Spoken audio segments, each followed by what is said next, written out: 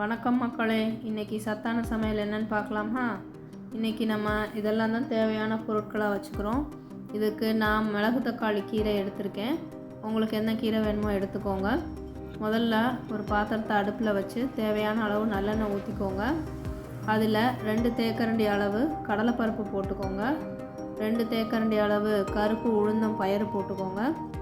சிறிதளவு வெந்தயம் சேர்த்துக்கோங்க. இது எல்லாத்தையும் நல்லா வறுத்து விடுங்க. சிறிதளவு குருணை காயம் சேர்த்துக்கோங்க. 2 வரமிளகாயை நல்லா துண்டு துண்டாக கிள்ளி போட்டுக்கோங்க. பூண்டு கொஞ்சம் ஒரு 10 பல் சேர்த்துக்கோங்க. சின்ன வெங்காயம் அது ஒரு 10 பல் சேர்த்துக்கோங்க.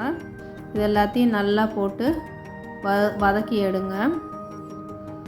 இதை தனியாக நம்ம எடுத்து வச்சுக்கலாம்.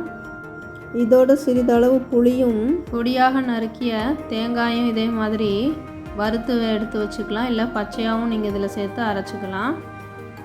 இப்போ இதில் நம்ம சுத்தம் செஞ்சு பொடி பொடியாக நறுக்கி வச்ச மிளகு தக்காளி கீரையை சேர்த்து நல்லா வதக்குங்க. அதில் தேவையான அளவு கல் உப்பு சேர்த்துக்கோங்க. அது கொஞ்சம் கொஞ்சமாக வதங்கும் போது நீர் விட ஆரம்பிக்கும். நல்லா வதக்கிக்கோங்க. அது அளவு நல்லா சுருங்கி நீரெல்லாம் வற்றி குறைஞ்சதுக்கப்புறமா அதை ஆறுனதுக்கப்புறம் எடுத்து நல்லா அரைச்சிங்கன்னா அருமையான மிளகு தக்காளி துவையல் தயார். இதை நம்ம சாதத்தில் போட்டு பசைஞ்சு சாப்பிட்லாம். இட்லி தோசைக்கு தொட்டு சாப்பிட்லாம். அவ்வளோ அருமையாக சத்தாக இருக்கும்.